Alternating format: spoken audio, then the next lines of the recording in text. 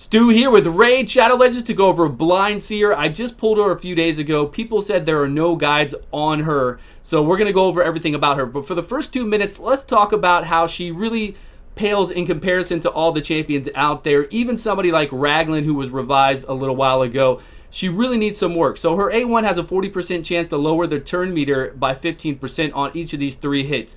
That's pretty bad for a Void Legendary. We've got Blind Seer that will increase everybody's by 15%, right, on a hit without having to do anything fancy. And then we've got other champions out there like Allure. We have Armiger that can lower turn meter as well whenever they crit. And over here on this, the Dark Shroud, she can increase her shields based off of her max HP. Now, her max HP isn't that high. Valkyrie was also revised. The game was in beta for a year that you could play, and then it's been live for a year now. This person, Blind Seer, has not been changed since then. So Blind Seer should be at a 3-turn cooldown for this. Her HP should be, she needs total synergy overall, right? Her base HP should definitely be increased a lot. We have, look, it's 18,000. We have Valkyrie out there with a very high defense, and then her shields are based off of defense on a 3-turn cooldown with counterattack. That's Valkyrie. Now this person, Blind Seer, should definitely be a 3-turn cooldown. Her base HP should be increased by a tremendous amount, and then we're going to get shields here that are going to be good then, and we're going to get block debuffs for 2-turn, which is very good to have on a champion. And then we can have this at 100% chance to decrease turn meter, and then instead of being based off of attack damage, this would be based off of HP damage. See what I mean with the synergy there? Then we have high HP. We need high HP for the shields, or it could be attack and HP, just like Valkyrie is attack and defense. We could do it that way as well. But something to make it really seem like there's a reason to play this champion, and you do have a reason. So we're going to show that if you're a mid, early, or even a late game player, depending on your roster, there is a reason to play Blind Seer. She's actually a pretty good champion. But this revive right here on a 6-turn cooldown is insane. Too long. It's insanely bad. Very bad, right? Only brings everybody back at 30% HP, and then puts up a block damage buff on everybody for 1 turn, which falls off very quickly. And she can kill herself. She takes 25% of her max HP. Way too long, way too much stuff. Really needs to be revised. And don't worry, because I feel like she's going to be revised. I really do, and I hope soon. So her aura is great though. 42% additional defense that goes off of our base defense in dungeons is a lot. It's really good to have there to mitigate the damage done. Let's get into a run and see what she's all about. We're going to put her in a fragile team. Not yet. The last run, we're going to put her in a fragile team. Right now, this is a team that I normally run, but we run it with Lysandra in lead. Now, these are very good teams to run with Blind Seer, right? Because we've got Seer in here. Blind Seer and Seer go fantastic together because Blind Seer puts up buffs that Seer can eat. And I know when I was on stream and I pulled Blind Seer, people said, you know, I would rather have Seer than Blind Seer. I get it, but I think she's going to be revised, and really if you have an early, mid, or late game account and you haven't had a chance to get Arbiter yet, she can help you out with that, and she's a good champion. She still is actually a pretty decent champion. Yes, she is far behind everybody else, all the Sifis out there now. Even somebody like Cardinal can bring your whole team back to life and then let them attack. But I feel like Blind Seer still puts, you know, the shield. It's an issue with the shield. It's an issue with her HP. It's very easy to fix this champion and make her, you know, up there, not top tier. She's not going to beat Sifi by any means, but you could actually make her viable, right? On a 3-turn cooldown, increase her base HP to like 25,000 instead of 18. Here we go. Hopefully we'll get some counterattacks, and then we're going to need Blind Seer to cover us here and to decrease the turn meter on her A1 for sure. There we go. We got the coverage, which we really don't need as much. I think we can keep the turn meter down. Okay, we should be able to now. Should be able to keep the turn meter down. Boom. And then along with her A1, we're good. So she's not, you know, like I said, usually I have Lysandra in here as my lead. And of course, these few runs, this one and then the one we do on Ice Golem, are going to be done with champions and a team that have really good synergy together. Yes. But Blind Seer can definitely help us out. There we go. 1 minute, 28 seconds. Fire Knight 20. Not bad at all. And we have 2 Cold Hearts, a Stag Knight, and a Seer in here. So if you want to build this team, if you don't have a Lysandra, build that team. It's very good. Ice Golem 20. Here we go. Same kind of setup, right? We've got pretty much the same team in here, and we've got Renegade to do a cooldown reset. At least 2 turns, right? So we're going to hit this first wave, boom. Now this next one we're going to do in Dragon.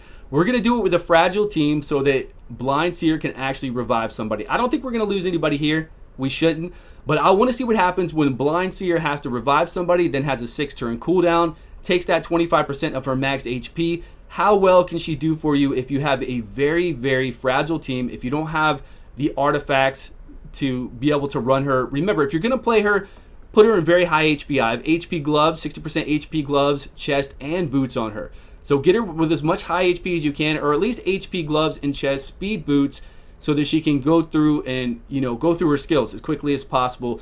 Get the block debuffs up, get the shields up. If you have Seer, it does go well with Seer. That way Seer can eat these buffs. And if you don't have Seer, that's fine. The thing is that she can carry you through the game and hopefully get you to Arbiter. Revive your champions, and I really feel like she's going to get buffed. I do. Okay, that's unfortunate. Too bad we didn't have her a buff up right then to block everything. Let's see how we're doing on time. We're at a minute already. Now again, these are really good teams, but I'm not bringing in any other legendaries. I'm not. And then you're going to see when we play her on Dragon 20 with people dying how she can do for your team. And I think it's okay. So if you have her and you don't have a lot of other legendaries, if you don't have people to, revive you, if you don't have a really strong Gorgorab already built up and you want something with block buffs and some shields here, then play her. I don't think she's the worst champion out there, but she 100% needs to be revised. And I'm surprised she hasn't been yet. With people getting, Draco getting buffed over the year, Mashallah just getting that amazing buff, other ones getting, pretty decent buffs. We've had, I can't even remember right now, what's his name? Lord Chamfort got a buff. Other people get decent buffs, right? I'm not saying that it made them overpowered or crazy insane like some of those other champions I just mentioned, like Draco or Mashallah, but it did make them good in certain situations and viable to play. Okay, we're going to go over to Dragon 20 and see what we can do with losing some people. I put in Kale. We've got War Maiden in here, 2 Cold Hearts. Hopefully they'll fall over to this guy. Actually, let me do AoE here. Let's not try to drop Turn Beater. I want to see what happens when we have somebody die and we have to revive them. And then play through it, like with more people dying or something else. Let's see what happens. Let's see if it's really viable for you to bring her and to come in here to revive your people that are falling over. So we got the shields up. That's good. But they're on a 2-turn cooldown. So depending on how fast your people are, obviously mine are pretty fast, so they're falling off quickly. Maybe yours won't be as fast. Okay, so we're taking some damage over here in the Cold Heart. Let's go. Come on, guys. Can you kill? Can you just kill my Cold Heart? I'd appreciate it. There we go. She should die after this, for sure. 100%. Let's go. And I do have Relentless Gear on my Blind Seer right now because I just had some Relentless Gear left over, and I wanted her to take extra turns because that 6-turn cooldown to revive is really long. It just seems like a really long ability. Even the 4-turn on the shields with the block debuffs is kind of long for me compared to a lot of legendaries out there, right? I mean, we're talking CV on a 3-turn cooldown with everything that she provides you with. Like we said before, Valkyrie on a 3-turn cooldown.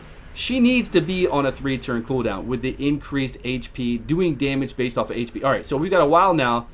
We've got a few turns before the revive is back up. So how many people are going to die?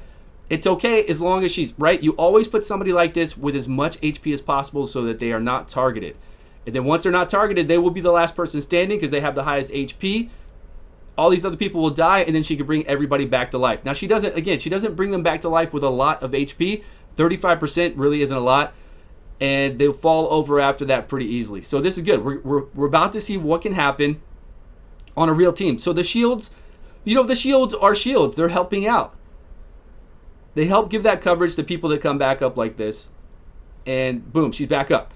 Would have been cool if we were about to be attacked by the dragon instead of all this block damage falling off because it's going to fall off quickly. But we came back around. Look at that. We've got our shields back up and we got our block debuffs back up so the dragon can't stun us and can't put the debuffs up on us. Come on. We got this. We got this easy. No problem. Now I know my guys are geared really well. They are. All I'm saying is that if you have Blind Seer, it's not the worst thing in the world. It can do some work for you. But man, does she need a buff. That taking damage right there in the 6-turn cooldown to revive somebody, she needs a buff. She really does. I just wanted to put this out there so I could show you. I put books into her. I did everything with her. I wanted to show you a little bit about what she could do, and then I do want to use her in Faction Wars, but we don't have it open right now. I'm sure she could do well in Faction Wars. Let's see what we've got on her total. So her total stats are 79,000, 2,000 defense, 231 speed. We are in Relentless. Even with my speed that I have right now, it's all with HP. And And then we've got HP here, HP here. We've got this accuracy because we want to make sure we decrease that turn meter on that A1. Her skills are fully, I booked her skills out. And now I'm just praying for a massive buff. So for Masteries, I kind of just went with some weird Masteries because I didn't know what I really wanted to do with her. But we do have decrease 8% of the damage whenever we're critical hit. We came down here to put a block debuffs if she gets any of these on her. Harvest Despair is not going to do anything for her, but I wanted to get over to Cycle of Revenge to get a chance to get additional turn meter whenever our allies are crit. And then I wanted to soak up damage from our allies because I know she's not going to be attacked because she has so much HP on her going through dungeons. Other people will be attacked and she'll be able to soak up 20% of that first initial hit from whoever. And then over here we get additional shields cast. On herself, personally, we get additional shields here by 5%. And then I wanted, I always got to have Evil Eye, but I went down this route first. And then I was like, okay, I got to jump over to Evil Eye. So let me get the Evil Eye, dropping that turn meter down. I love to always have it. And then here, I just went for Lasting Gifts to increase her buffs that she does. Here, we're going to get additional chance to get more turn meter increase whenever those buffs fall off. And then with Timely Intervention, if anybody drops below 25% HP, we'll get that turn meter increase of 20%. And then she can revive everybody. So that's really all I went for with her. I think she's still a pretty decent champion. I know there are a lot of epic champions that are better than her, better in most situations. There are tons of legendary champions that do revives. Arbiter is way better than this person for sure. So take it for what it is. But if you do have her, you can use her. But let me know your thoughts below. I appreciate you all for watching. Thanks so much for the love and support. Please subscribe if you haven't. And I will see you all on a video soon.